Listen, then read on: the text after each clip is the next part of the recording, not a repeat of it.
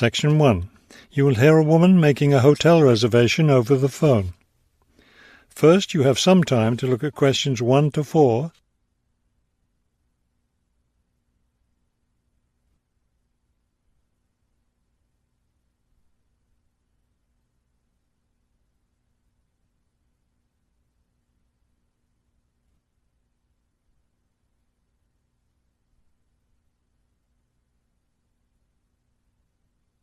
Now we shall begin.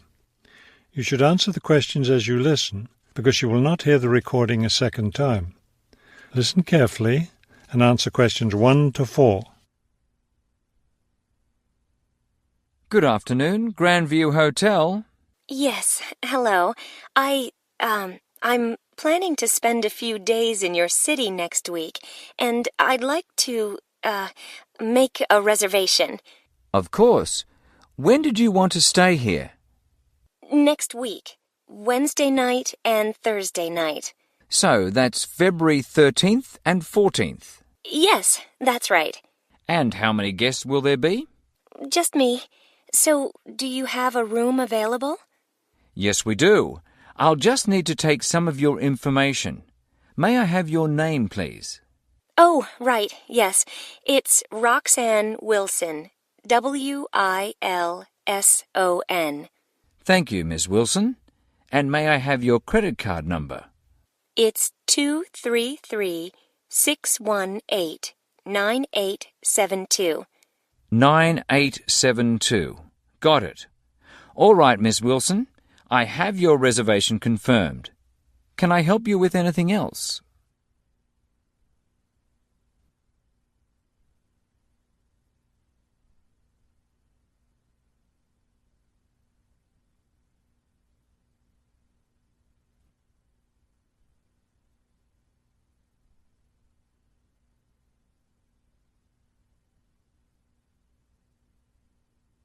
Now listen and answer questions 5 to 10. Well, yes, I was wondering, since I'll have a couple of free hours Friday morning before I leave, is there anything interesting to see close to the hotel? Do you like museums? The art museum's very close by. I love museums, but not art. Can't stand it.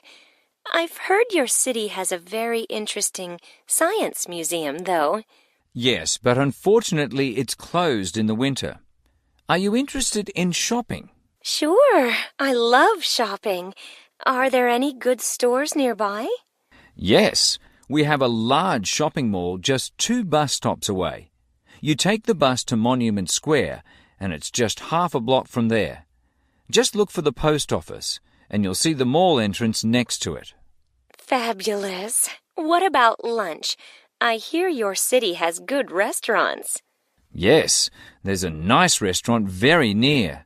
It's just across the street from the park. Sounds good. I can have lunch, then walk in the park afterwards. I have one more question. What's the best way to get to the hotel from the airport? Subway is the fastest, of course. There are buses, but they're quite slow. I'll be arriving quite late, after 10 p.m. I thought I might have to take a taxi. The subway runs until midnight. Oh, good. Then I'll do that. Will there be someone at the hotel front desk that late? Oh, yes. The front desk stays open until 2. That is the end of Section 1. You now have half a minute to check your answers.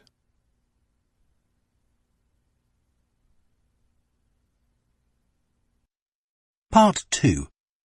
You will hear a tour guide, Lou Miller, speaking to a group of people about a boat trip they are going to take around the Australian island of Tasmania. First, you have some time to look at questions 11 to 14.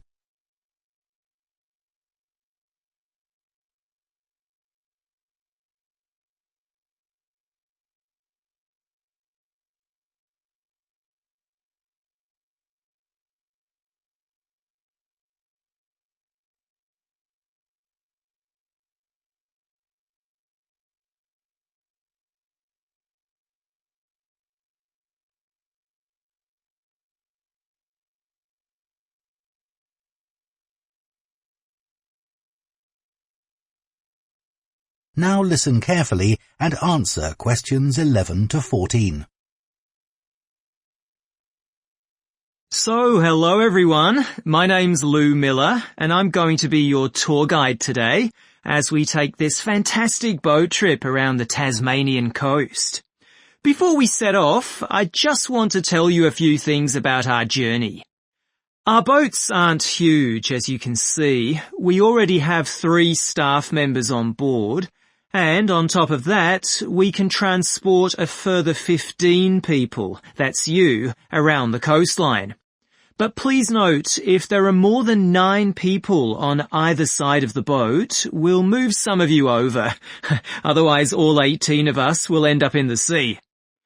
We've recently upgraded all our boats. They used to be jet black, but our new ones now have these comfortable dark red seats and a light green exterior in order to stand out from others and help promote our company. This gives our boats a rather unique appearance, don't you think? We offer you a free lunchbox during the trip, and we have 3 types. Lunchbox 1 contains ham and tomato sandwiches. Lunchbox 2 contains a cheddar cheese roll. And Lunchbox 3 is salad-based and also contains eggs and tuna. All 3 lunchboxes also have a packet of crisps and chocolate bar inside. Please let staff know which lunchbox you prefer. I'm sure I don't have to ask you not to throw anything into the sea. We don't have any bins to put litter in, but Jess, myself or Ray, our other guide, will collect it from you after lunch and put it all in a large plastic sack. Before you hear the rest of the talk, you have some time to look at questions 15 to 20.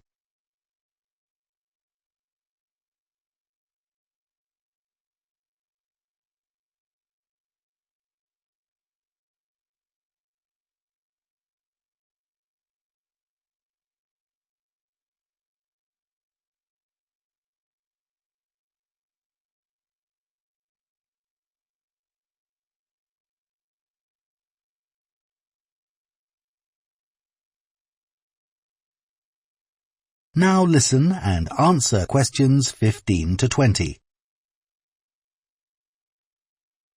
The engine on the boat makes quite a lot of noise, so before we head off, let me tell you a few things about what you're going to see. This area is famous for its ancient lighthouse, which you'll see from the boat as we turn past the first little island. It was built in 1838 to protect sailors, as a number of shipwrecks had led to significant loss of life. The construction itself was complicated, as some of the original drawings kept by the local council show. It sits right on top of the cliffs in a very isolated spot. In the 19th century, there were many jobs there, such as polishing the brass lamps, chopping firewood, and cleaning windows that kept lighthouse keepers busy. These workers were mainly prison convicts until the middle of that century, when ordinary families willing to live in such circumstances took over. Some of you have asked me what creatures we can expect to see. I know everyone loves the penguins, but they're very shy and unfortunately tend to hide from passing boats. But you might see birds in the distance, such as sea eagles, flying around the cliff edges where they nest. When we get to the rocky area inhabited by fur seals, we'll stop and watch them swimming around the coast. They're inquisitive creatures, so don't be surprised if one pops up right in front of you. Their predators, orca whales, hunt along the coastline too, but spotting one of these is rare. Dolphins, on the other hand, can sometimes approach on their own or in groups as they ride the waves beside us. Lastly, I want to mention the caves. Tasmania is famous for its caves, and the ones we'll pass by are so amazing that people are lost for words when they see them. They can only be approached by sea, but if you feel that you want to see more than we're able to show you, then you can take a kayak into the area on another day, and one of our staff will give you more information on that. What we'll do is to go through a narrow channel past some incredible rock formations, and from there we'll be able to see the openings to the caves, and at that point we'll talk to you about what lies beyond. That is the end of Part 2. You now have half a minute to check your answers to Part 2.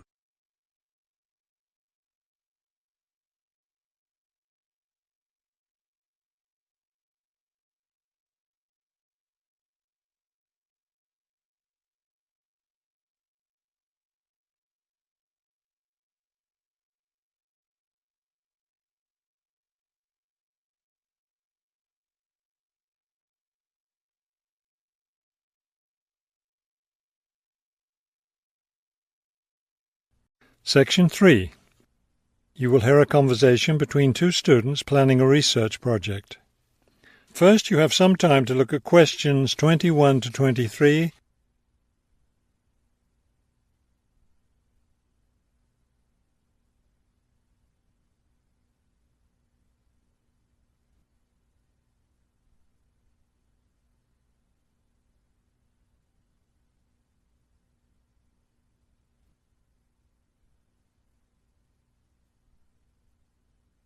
As you listen to the first part of the conversation, answer questions 21 to 23. We'd better start planning our research project because we don't have much time left before it's due. I know, only 3 more weeks. Is that all? I thought we had more time than that. Well, let's get to work then. Okay, so we agreed we're going to interview shoppers about their spending habits. Did we decide to conduct our interviews at the department store? We haven't decided anything definitely yet, but I think the shopping mall would be a better place. We'd get more of a variety of shoppers there. Yes, that's a good point. So let's do that. How many interviews did the professor say we had to complete? She said at least 30. That sounds like a lot, doesn't it? Yes, but if we divide it up between the two of us, that's just 15 each. That's not so bad.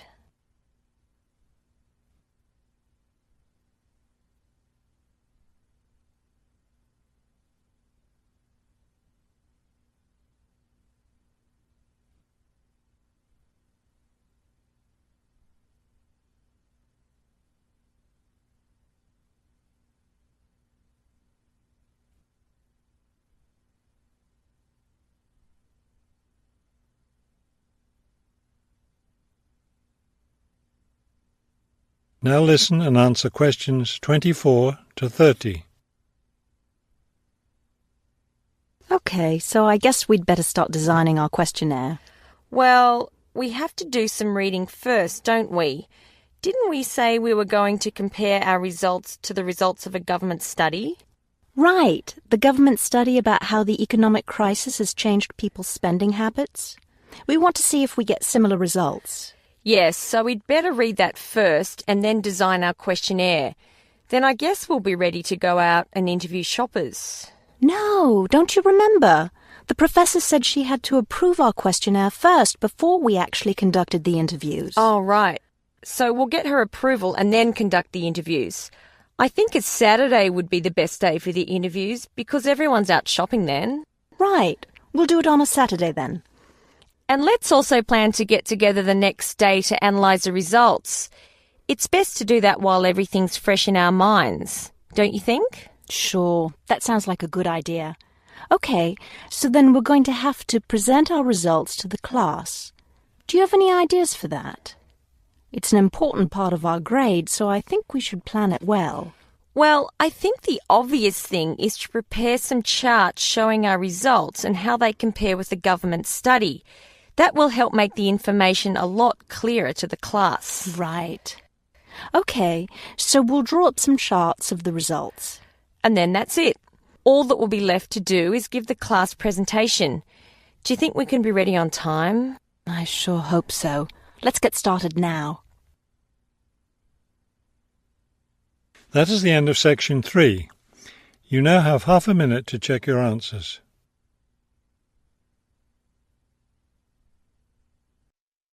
Part 4.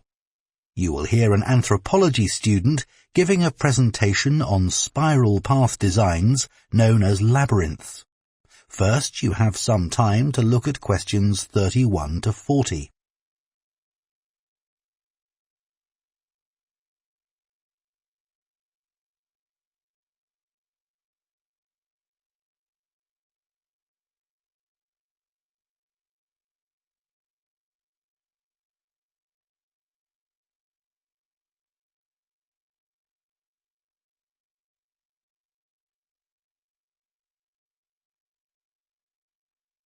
Now listen carefully and answer questions 31 to 40. Labyrinths have existed for well over 4,000 years. Labyrinths and labyrinthine symbols have been found in regions as diverse as modern-day Turkey, Ireland, Greece, and India. There are various designs of labyrinth, but what they all have in common is a winding spiral path which leads to a central area.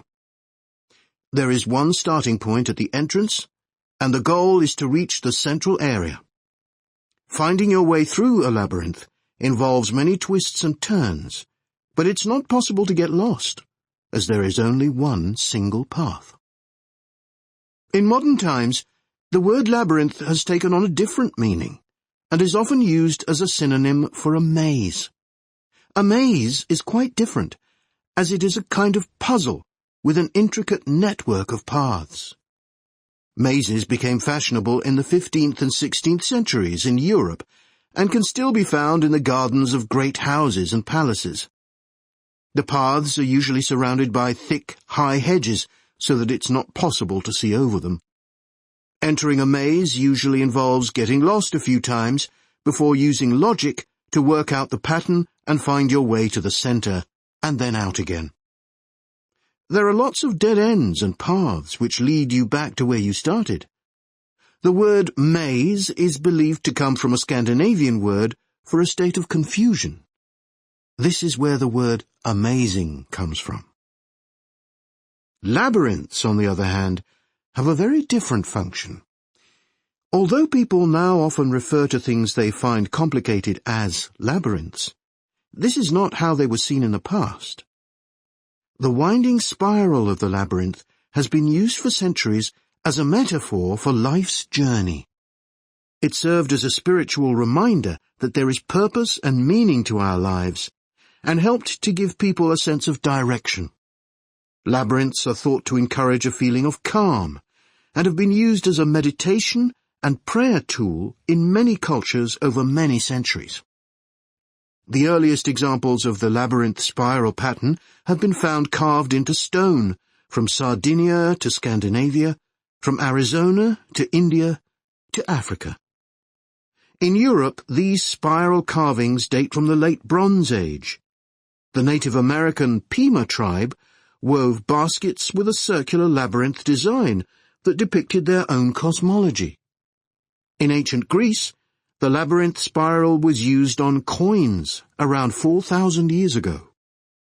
Labyrinths made of mosaics were commonly found in bathhouses, villas, and tombs throughout the Roman Empire. In northern Europe, there were actual physical labyrinths designed for walking on. These were cut into the turf or grass, usually in a circular pattern. The origin of these walking labyrinths remains unclear, but they were probably used for fertility rites, which may date back thousands of years.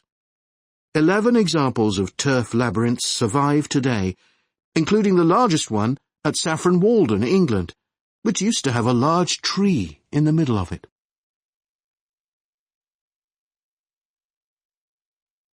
More recently, labyrinths have experienced something of a revival. Some believe that walking a labyrinth promotes healing and mindfulness, and there are those who believe in its emotional and physical benefits, which include slower breathing and a restored sense of balance and perspective. This idea has become so popular that labyrinths have been laid into the floors of spas, wellness centers, and even prisons in recent years. A pamphlet at Colorado Children's Hospital informs patients that Walking a labyrinth can often calm people in the midst of a crisis. And apparently, it's not only patients who benefit. Many visitors find walking a labyrinth less stressful than sitting in a corridor or waiting room. Some doctors even walk the labyrinth during their breaks. In some hospitals, patients who can't walk can have a paper finger labyrinth brought to their bed. The science behind the theory is a little sketchy, but there are dozens of small-scale studies which support claims about the benefits of labyrinths. For example, one study found that walking a labyrinth provided short-term calming, relaxation and relief from anxiety for Alzheimer's patients. So what is it about labyrinths that makes their appeal so universal?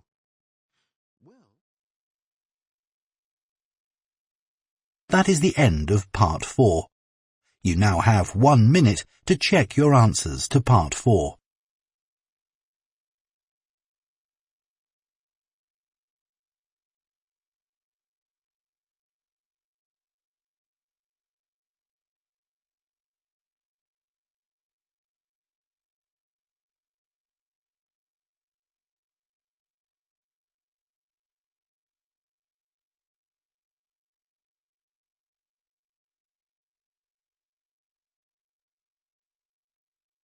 That is the end of the listening test. In the IELTS test, you would now have 10 minutes to transfer your answers to the answer sheet.